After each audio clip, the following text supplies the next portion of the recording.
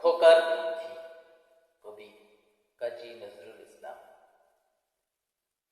চুন করে মুখ প্রাচীর পরে বসে শ্রীযুত খোকা, কেননা তার মা বলেছেন সে এক নিরেট বোকা। ডান পিঠে সে খোকা এখন মস্ত একটা বীর, হুঙ্কারে তার হাঁস মুরগির ছানার চক্ষু স্থির। সাপলাঠিতে ফড়িং মারেন এমনি পালোয়ান, দাঁত দিয়ে সে ছিঁড়লে সেদিন আস্ত আলোয়ান।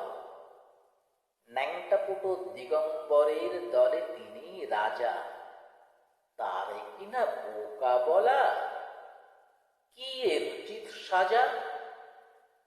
ভাবতে ভাবতে খোকার হঠাৎ চিন্তা গেল থেমে।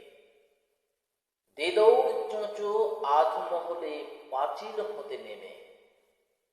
বুকের ভেতর ছপাই নপাই ধূপধূপানির চোটে বাইরে কিন্তু চতুর খোকা ঘাবড়ালেন না মোটে।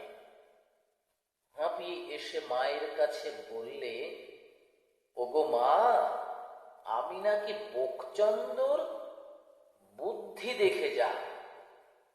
ওই না একটা মোটক বানর দিব্যি মাচায় বসে লাউ খাচ্ছে, কেউ দেখনি দেখি আমিই তো সে। দিদিরও চোখ ছিল তো, কেউ কি দেখেছেন? তবে আমায় বোকা কও যে, হাসো কেন? কি কও, এ কি বুদ্ধি হলো? দেখবে তবে, বুদ্ধি আমার ভোলা।